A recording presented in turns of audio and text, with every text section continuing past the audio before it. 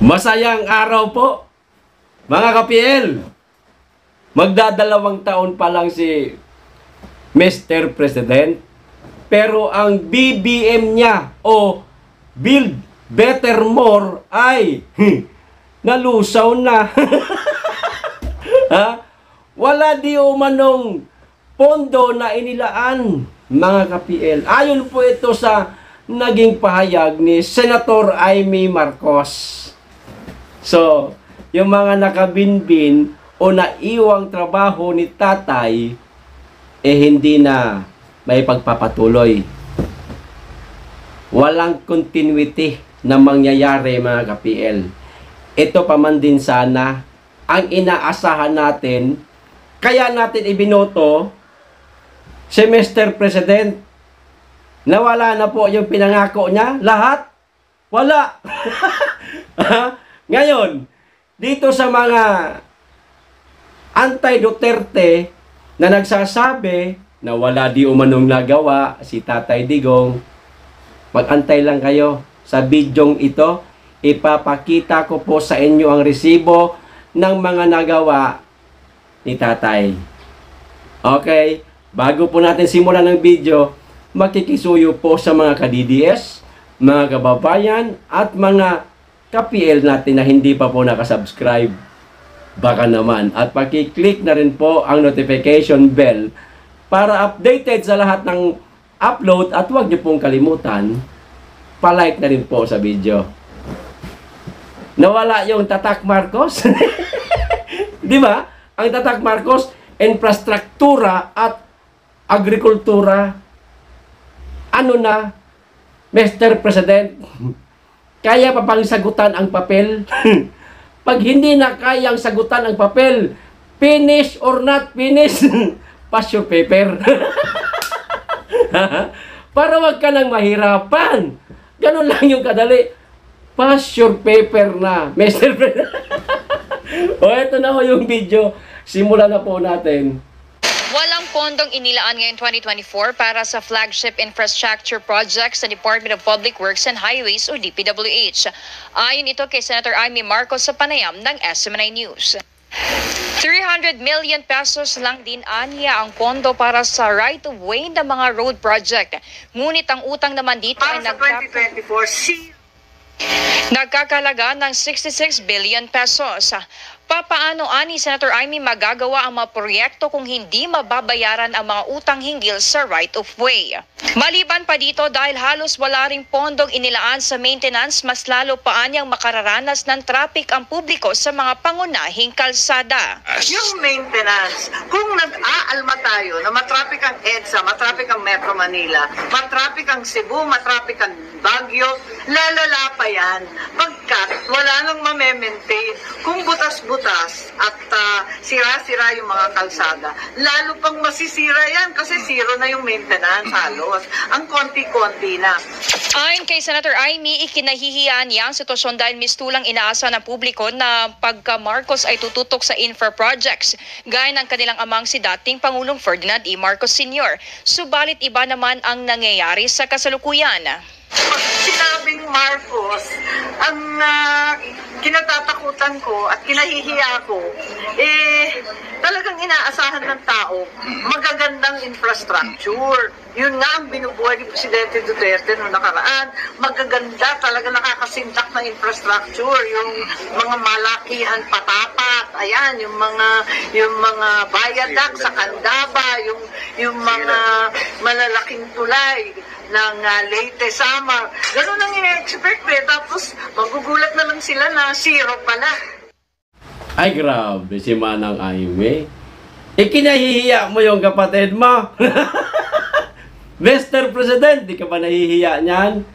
Mismong kapatid mo ng panganay ang nagsasabi na, ikinahihiya ko. Tatak Marcos na wala. Infrastruktura at agrikultura. Kasi nakikinig ka sa pinsan mong ungas. Ayan, eto na. Yung mga nagawa ni Tatay Digong, mga ka-PL, sa loob ng 6 na taon. Teka, ka-PL, parang unfair ka naman yata. 6 na taon yung ipapakita mo Oh, 6 na taon.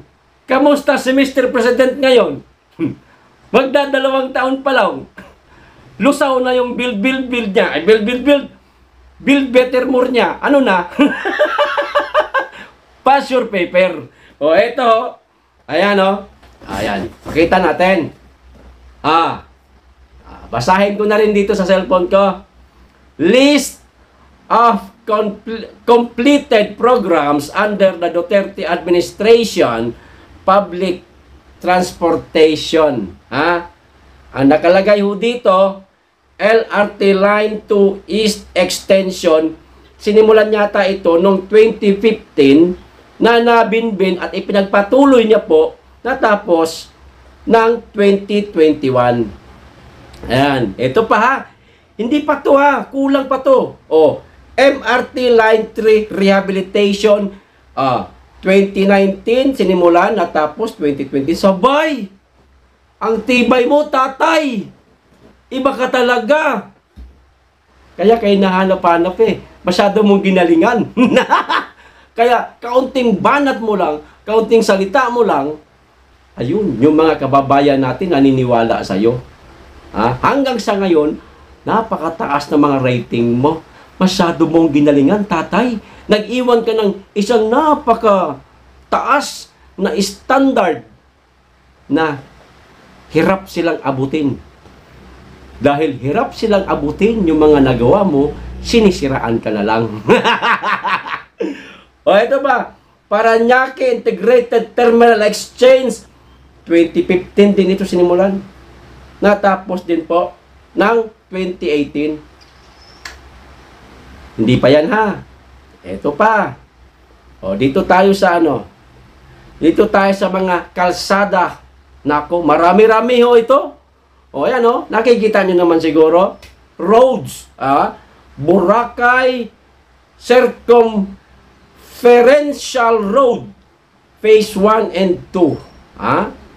Cagayan de Oro Coastal Road, Kamalig Bypass Road, Samar Pacific Coastal Road, Sariaya Bypass Road, Sorsogon City Coastal Road, Ordaneta City Bypass Road, Cebu Cordoba Link Expressway, yung napakaganda po. Central Luzon Link Expressway, ayan. Metro Manila Skyway Stage 3, ayan. SLEX Elevated Extension, NLEX Harbor Link, Plaridel Bypass Road, Phase 2 and 3, hindi lang isa, 2 and 3 pa.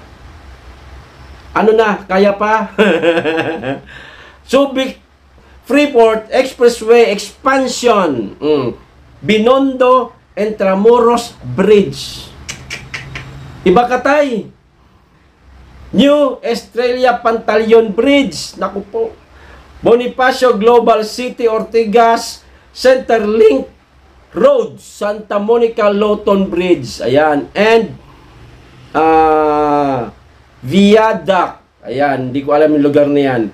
Laguna Lake Highway, Lawton Avenue Expansion. Di pa yan ha.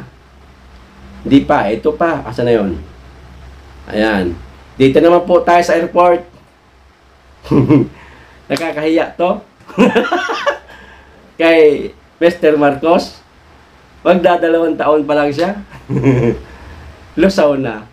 Hindi pinaglaanan ng pondo ang infrastruktura na kinakailangan yan kasi nalalason niyang isip mo dyan sa pinsan mo. Bicol International Airport Development Project, New Legazpi. Bohol Panglao International Airport, New Bohol International Airport. Calbayog Airport Expansion. Clark International Airport Expansion Project Phase 1. Mlang. Meron pa sa Mlang. Central Mindanao Airport Development Project. General Santos International Airport Expansion. Lagindingan Airport Expansion. New Manila International Airport. Sangle Point Airport 2019 to 2020 lamang. Naku po, isang taon lang. Siquijor Airport upgrading and expansion. Pero yung airport namin dito sa Davao, kawawang kawawa, hindi po napagtuunan ng pansin ni former President Duterte kasi nga nahihiya siya. Baka sabihin, porke taga Davao siya, inuuna niya yung kanyang baluarte. Walang ganun. Inuna niya kayo. Kayo ang inuna niya. Ha? Bagamat mahal niya rin kaming taga Davao, pero dahil nga sa hiya, ayaw niya mapagsabihan, bias, isinantabi niya muna ang Davao Airport. Cagayan North International Airport, Lalo International Airport. Ayan. Dito naman tayo sa Seaport, mga ka-PL. Borac Port, Port of San Fernando, Port of Batarrasa. Meron pa, hindi pa nailagay dito yung iba. Yung dito po sa may Samal, yung pinagdadaungan po ng barge kapag syempre may mga sakay na sasakyan yan. Hindi pa nailagay dito. Marami pa pong hindi nailagay dito. Kung gusto nyo pong malaman, kayong mga anti-Duterte, napakadali pong mag-research. Alam ko, matatalino din kayo. Subukan nyo po. Hanapin nyo yung mga listahan ng mga natapos na proyekto ni Tatay Digong at itong mga nakabinbin ngayon na hindi po ipinagpapatuloy nitong Mr. President ngayon. Lalo na, hindi matutuloy kasi walang pondo. Hindi pinaglaanan. Pero yung mga kapritsyo nila, PI, bilyon-bilyon ang mga itinatago sa iba't ibang ahensya. Para ito di umano sa mga kapritsyo nga nila. Para isulong ang tsa-tsa sa pamamagitan ni Pinsan Initiative. Ayan. Inuna nyo yan. Yang pagiging gahaman ninyo sa kapangyarihan kaysa sa tugunan ang mga pangangailangan ng taong bayan. Sikmura pa lang ng taong bayan, no? Kinakailangan yung tulungan. Infrastruktura. BBM, Build Better More, nalusaw na. Mag-isip-isip. Mga kababayan, gising-gising sa mga natutulog. Oo, 6 na taon ito na nagawa ni Tatay. Etong kasalukuyang presidente, magdadalawang taon pa lang. Nalusaw na yung Build Better More niya. Ayos! Hanggang dito lang po. Maraming salamat. Mag-iingat kayong lagi at higit sa lahat, mahalin po natin ang Pilipinas. Be blessed.